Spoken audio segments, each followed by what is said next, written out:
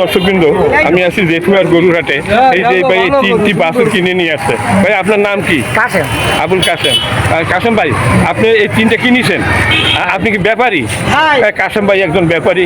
এই 3টি বাছুর কিনছে এই হাট থেকে। ভাই 75,000 আপনি একটু কত কম বলেন কাশেম ভাই।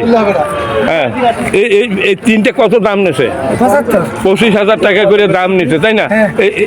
এই গড়ে 25,000 না এক একটা আলাদা?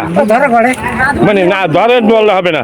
এইটা কত নিচ্ছে? এইটা 23,000, 25,000, 75,000 টাকা পড়ছে। 375। আপনি কি একজন ব্যাপারী, তাই তো?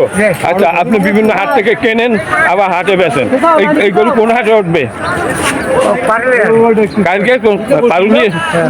হ্যাঁ, পারুলিয়া তো রবিবার, আগামী রবিবারে। আচ্ছা, এই কয়েকদিন একটু পালবেন। হ্যাঁ, আচ্ছা, পারুলিয়া তো গরুর দাম কম, বেশি না তো?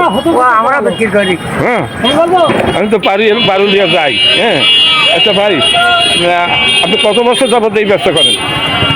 আমি অনেকদিন বহু বছর নাকি? এই 3টে গরু আপনি কিনলেন 75,000 টাকায়।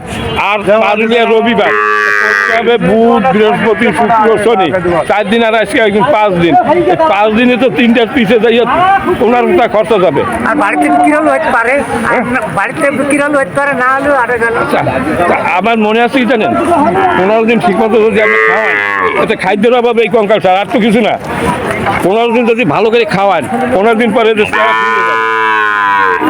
তখন যদি আপনি পারুলিয়া নিয়ে যান, তখন আর একটা 35,000 টাকা করে ব্যস্ত হবেন। 10,000 টাকা লাভ, 3 10 30। হ্যাঁ, কম বেশি হয় না, এর নিচে তো হয় না। আপনি যেভাবে গরু কিনছেন, ঘুরে গাড়ে, মানে দেখে শুনে বুঝে, মানে অনেক দেখা যায় কেনার সাথে সাথে শুয়ে পড়ে। হ্যাঁ, মানে বাড়ি বন্ধু নিতে পারে না, পথেই মারা যায়। সেরকম গরু তো আপনারা কেনেন না। হ্যাঁ, কালকের আমি দেখেছি 18 মাইলে, মানে নেওয়ার পথে একটা মরিয়ে সোজা হয়ে দিয়েছে। হ্যাঁ, দর্শক, গরু কিনতে হবে। হ্যাঁ, সস্তায় গরু পাইয়া এমনভাবে কেনা যাবে না যে একটু পথ পিঠে মারা যাবে। আচ্ছা ভাইয়া, আপনি ভালো থাকেন। আপনাকে ধন্যবাদ ভাই সত্য কথা বলার জন্য।